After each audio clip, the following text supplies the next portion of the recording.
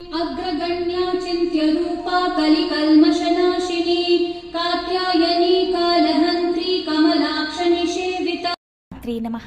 జై లలితాంబికాయే నమో నమః.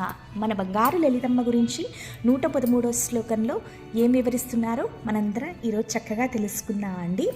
ఈ ప్రపంచంలో అన్నింటికన్నా శక్తి ఎక్కడుంది? మొదటి స్థానము, అగ్రస్థానంలో ఎవరున్నారండి? సాక్షాత్తు శ్రీ లలితా త్రిపుర సుందరి అమ్మవారు ఉన్నారు. ఎందుకు అంటే ఎప్పుడైతే ప్రళయం వస్తుందో మన శివయ్య శివతాండవం చేస్తారు. చేసినప్పుడు ఈ ప్రపంచంలో చిన్న చీవ నుంచి పెద్ద కొండ వరకు స్వామివారు ఆయన నాట్యంతో అణువంత రూపంలోకి మార్చేసి ఆ అణువుని అమ్మ గర్భంలోకి పెట్టేస్తారనమాట. అంటే ఈ ప్రపంచంలో ఉన్న సకలము సమస్తము కూడా అమ్మ గర్భంలోకి వెళ్ళిపోతాయి. అప్పుడు ఆ ప్రపంచం అంతం అయిపోయినట్టు అనమాట. ఇప్పుడు మళ్ళీ కొత్త ప్రపంచం పుట్టించాలి అంటే మళ్ళీ శివయ్య ఏం చేస్తారు? ఇప్పుడు శివయ్య కూడా అంటే ఈ ప్రళయం తర్వాత అమ్మ గర్భంలోకి వెళ్ళిపోతారు, ఇంకెవ్వరూ ఉండరు.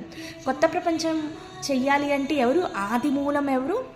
మన కన్న తల్లి అయిన లలిత అమ్మవారు అక్కడే ఉంటారండి. ఆవిడికి ప్రపంచాలతో సంబంధం లేదు. అమ్మవారు ఒక తపస్వినిలా అలా తపస్సు చేసుకుంటూనే ఉంటుంది బంగారు తల్లి.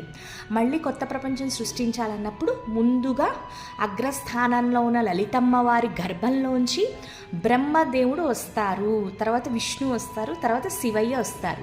అప్పుడు బ్రహ్మదేవుడు మళ్ళీ మనందరినీ పుట్టిస్తారు.